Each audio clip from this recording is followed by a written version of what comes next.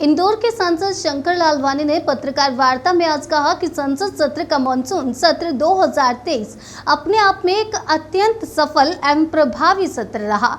सत्र आरंभ के पूर्व से ही विपक्ष के घमंडिया गठबंधन का रवैया देश के सामने आ चुका था।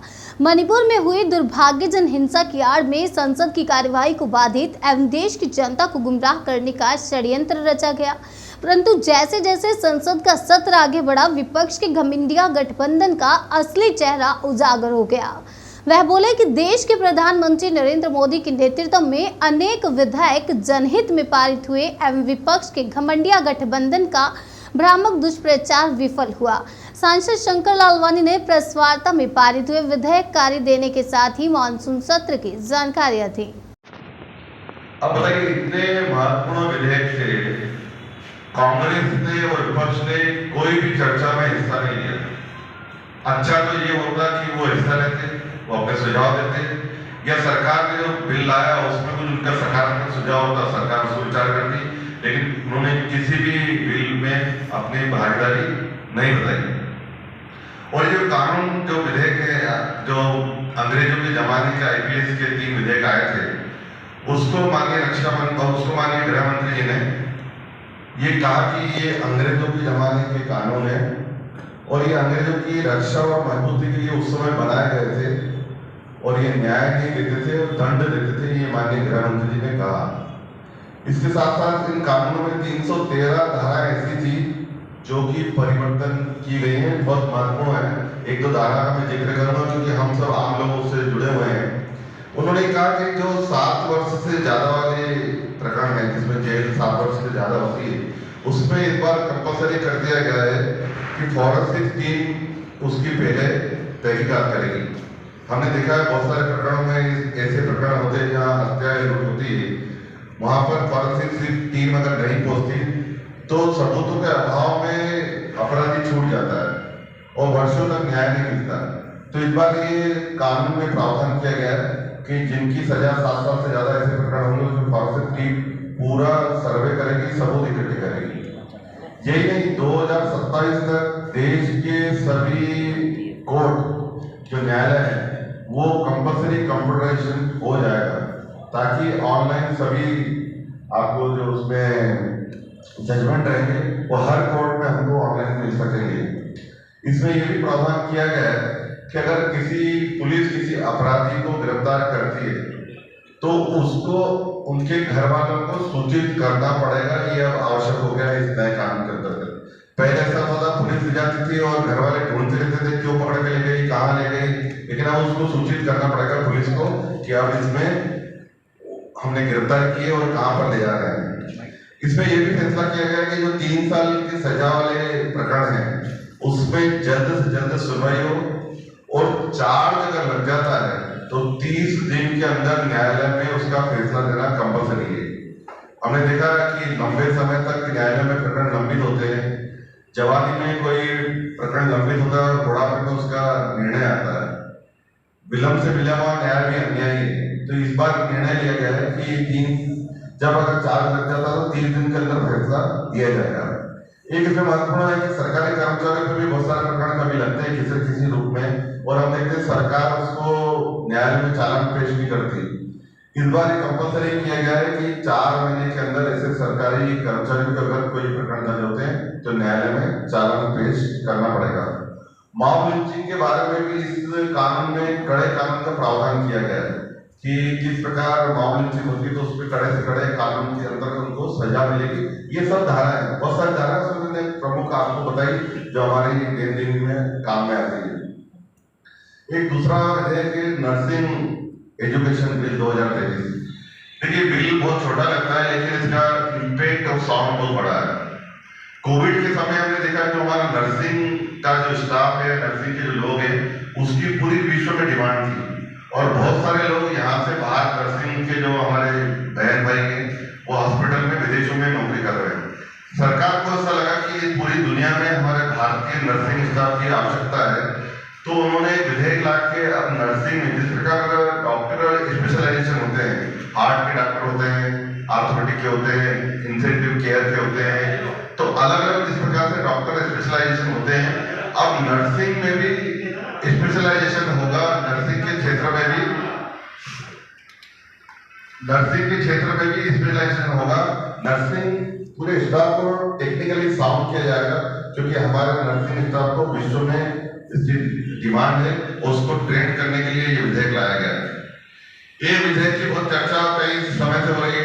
डाटा प्रोटेक्शन बिल अभी लंबे समय से ये लंबित था, जॉइंट पार्लियामेंट्री कमेटी में भी गया था। ये विधेयक आना बहुत आवश्यक था डाटा प्रोटेक्शन बिल को लेकर।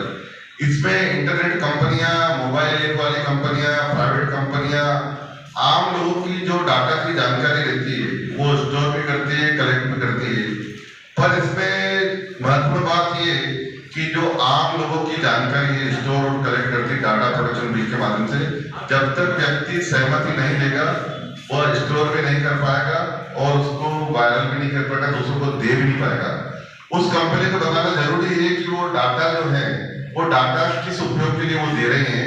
इसमें ये भी कानून में प्रावधान किया गया है कि ये डाटा का उपयोग विदेश में बिना सरकार की सहमति से बाहर नहीं भेजा जा सकता। ये है डाटा प्रोटेक्शन बिल के बारे में, जो बहुत ही महत्वपूर्ण था और कई दिनों से लंबित था। अब ऐसे महत्वपूर्ण बिलों में भी विपक्ष ने अपनी भूमिका अदा नहीं की और हमारे सत्ताधारी दल के जो सांसद थे उन्होंने पूरा इसमें हिस्सा लिया और चर्चा की गई। देखा रहता है सभी सांसद, उसमें सभी दलों के सांसद प्रश्नकाल पूछ सकते हैं, ऐसा ही सत्ता दल के सभी दलों के सांसद प्रश्नकाल पूछ सकते हैं। और एक शून्यकाल भी रहता है जब सांसद अपने क्षेत्र के विकास के बारे में, समस्याओं के बारे में सदन में मंत्री जी से पूछता है। ये दोनों ऐसे महत्वपूर्ण थे कि विपक्ष ने न प्रश्नकाल चलने दिया न शून्यकाल होने दिया।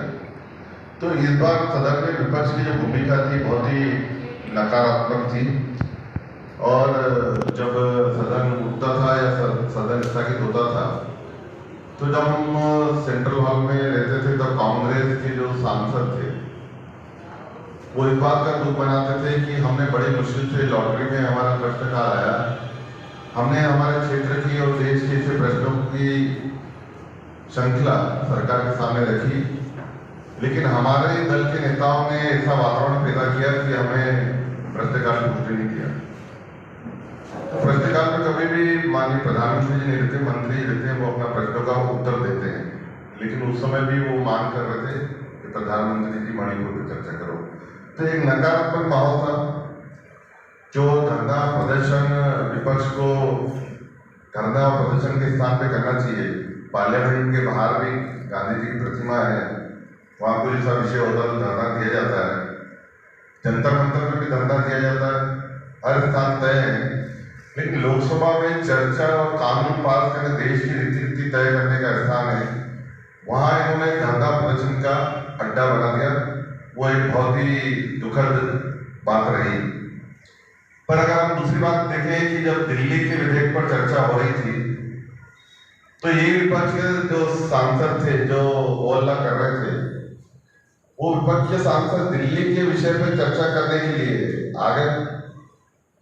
और इसके आगे जो हम देख रहे हैं कि जो अभी गठबंधन बेंगलोर में हुआ, ये इलू का जो गठबंधन हुआ, जो कि टेम्परेरी गठबंधन था, और माननीय गृह मंत्री जी ने तो सदन में कहा था कि जैसे ही दिल्ली का बिल पर चर्चा हो जाएगी जिसमें आप फेल होंगे, जिसमें ये प्रस्ताव आपका विपक्ष का फेल होगा, हम सरकार पास होगी, आपका गठबंधन टूट जाएगा। और हमने देखा कल 2 दिन पहले समाचार पत्रों में कांग्रेस ने कहा दिल्ली में हम सभी उम्मीदवार खड़ा करेंगे, आपसे दूरी बन गई। तो इस प्रकार का जो तात्कालिक गठबंधन करते, बिना नियत के, बिना नीति के, बिना नेता के जो गठबंधन है, और वो तात्कालिक गठबंधन हमने देखा किस प्रकार टूट रहा है। इसमें ये एपेक्स बॉडी अनुसंधान नेशनल रिसर्च फाउंडेशन बिल, ये एक एपेक्स बॉडी है और इसमें research, innovation, science, technology, engineering, पर्यावरण, स्वास्थ्य, कृषि, सामाजिक क्षेत्र, आर्थिक क्षेत्र, इन सब में जो रिसर्च होती है, अब ये पूरी एपेक्स बॉडी के अंदर आ जाएगा। जितनी भी देश में रिसर्च इंस्टीट्यूट है या जो भी रिसर्च करते हैं, अगर इंडिविजुअल भी कोई करता है तो ये उसकी एक एपेक्स बॉडी बन गई है। और इस एपेक्स बॉडी के माध्यम से देश में टेक्निकली किस प्रकार से विकास होगा, उसका शॉर्ट टर्म, मीडियम टर्म और लॉन्ग टर्म जो रहेगा रिसर्च, वो बताई जाएगी। और इस विभाग का 50,000 करोड़ का बजट रखा गया है। मुझे लगता है कि अमृतकाल में जो आने वाला, जो माननीय प्रधानमंत्री जी कहते हैं कि ये भारत का जो भविष्य है अमृतकाल में विश्व का नेतृत्व करेगा, उसमें ये जो विभाग बनाया गया है ये महत्वपूर्ण योगदान देगा। और इसका जो बजट है 50 करोड़ बनाया गया है, रखा गया है। एक और विधेयक है मध्यस्थता विधेयक बिल। इसमें आपसी विवादों को पुराने समय हमने देखा कि ग्रामीण क्षेत्र में पंच, सरपंच और बहुत सारी जगह समाज के स्तर पर, हमारे इंदौर में तो हमने देखा पलासिया थाने में भी समाज के लोग बैठते हैं, पुलिस के लोग बैठते हैं। तो जो आपसी विवाद होते हैं उसको अमली जामा कानूनी रूप से दिलाने के लिए ये विधेयक लाया गया है, ताकि बहुत सारे प्रकरण जो लंबित हैं वो आपसी विवाद से जो हल हो सकते हैं उसको हल किया जा सकता है। इस प्रकार इस मानसून सेशन में 25 बिल रखे गए थे और उसमें से 23 विधेयक पारित हुए हैं। मैं ये बताना चाहूंगा कि हमारे बार बार प्रयास करने के बाद भी विपक्ष नहीं माना और उन्होंने नकारात्मक भूमिका अदा की। जब माननीय प्रधानमंत्री जी मणिपुर पर बोलने के लिए खड़े हुए, माननीय प्रधानमंत्री जी ने पूरा हर विषय का जवाब दिया, पर मणिपुर के विषय पर जब बोलने खड़े हुए तो पूरे सदन में जब उन्होंने हंगामा किया, माननीय प्रधानमंत्री मणिपुर के विषय पर बोले और उसी समय विपक्ष बहिर्गमन कर दिया।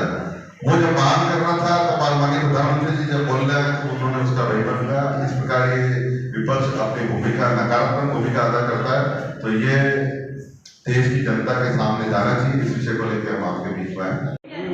देखिए, ये माल वालों को फायदा पहुंचाने के लिए ये वहाँ हमेशा जाम की स्थिति लगती है, हम सबको मालूम है।